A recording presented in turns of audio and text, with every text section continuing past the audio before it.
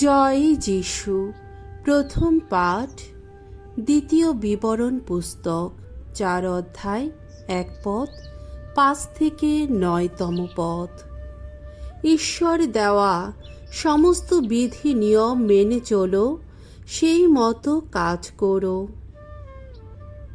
Moshe একদিন Israel জনমণ্ডলীকে এই কথা বললেন, ইসরায়েল, আজ আমি যে সমস্ত বিধি নিষেধ ও নিয়ম নীতি সম্বন্ধে তোমাদের শিক্ষা দিচ্ছি, তোমরা ইসরায়েলের মানুষ যারা, এখন তা শুনে রাখো।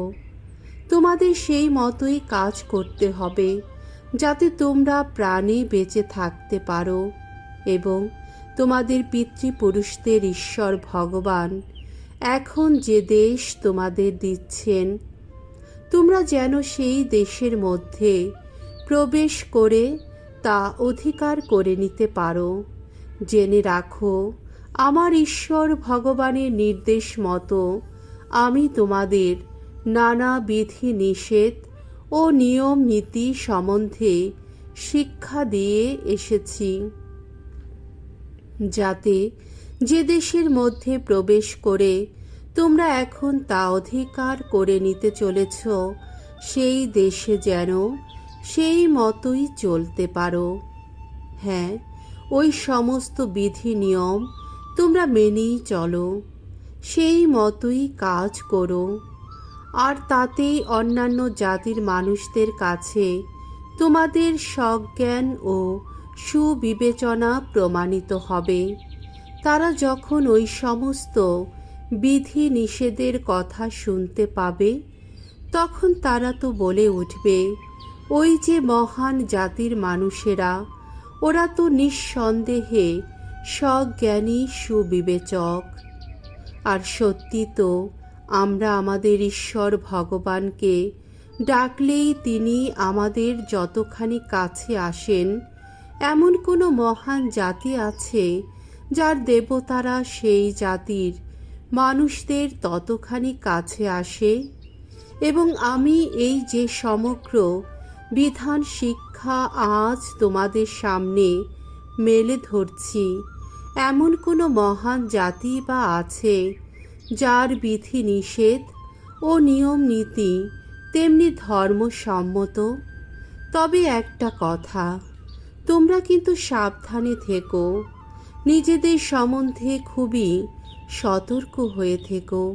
নিজেদের চোখে ওই যা কিছু দেখেছ তা ভুলে যেও না, যেন জীবনে তা যেন কোনো দিনও তোমাদের মন থেকে মুছে না যায়।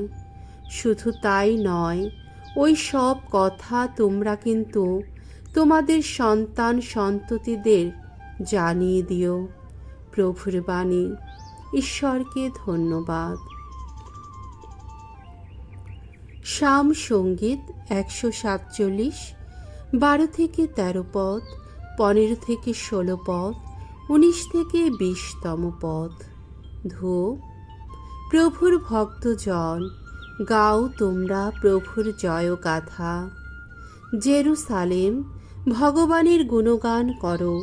সিয়ন নগরী, তোমার ঈশ্বরের স্তুতিগান করো। তিনি সুদৃঢ় করে দিয়েছেন তোমার যত দ্বারের অর্গল, তোমার কোলের যত সন্তানকে আশীর ধন্য করেছেন তিনি।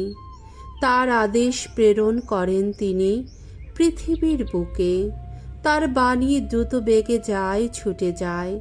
তিনি চারিদিকে বিছিয়ে দেন তুষারের আস্তরণ, পশমের গালিচার মতো ছড়িয়ে দেন জমাট শিশির ভস্কেরই মতো।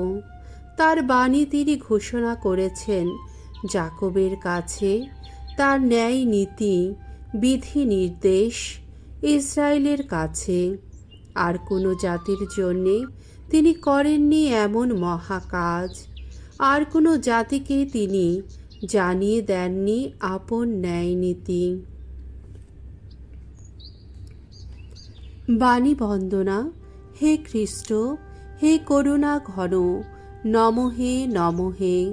ওগো প্রভু, তুমি জীবন, রয়েছে তোমারই কাছে অনশ্বর জীবনের বাণী। মঙ্গল সমাচার। মধ্যে রচিত মঙ্গল সমাচার 5 অধ্যায় 17 থেকে 19তম পদ।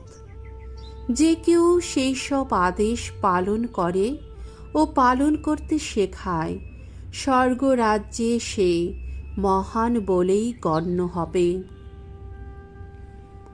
যিশু একদিন তার শিষ্যদের বললেন, তোমরা এই কথা মনে করো না যে আমি মোশির বিধান বা প্রবক্তাদের নির্দেশ বাতিল করতে এসেছি। আমি তা বাতিল করতে আসিনি, বরং পূর্ণ করতেই এসেছি।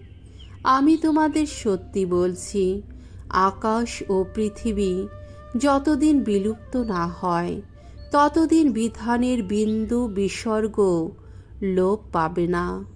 তার আগেই যা কিছু ঘটবার কথা সবই ঘটবে। তাই এই সব আদেশের মধ্যে গৌণতম আদেশগুলির একটিও যদি কেউ লঙ্ঘন করে আর অপরকে লঙ্ঘন করতে শেখায়, তাহলে স্বর্গরাজ্যে সে তুচ্ছতম বলেই গণ্য হবে।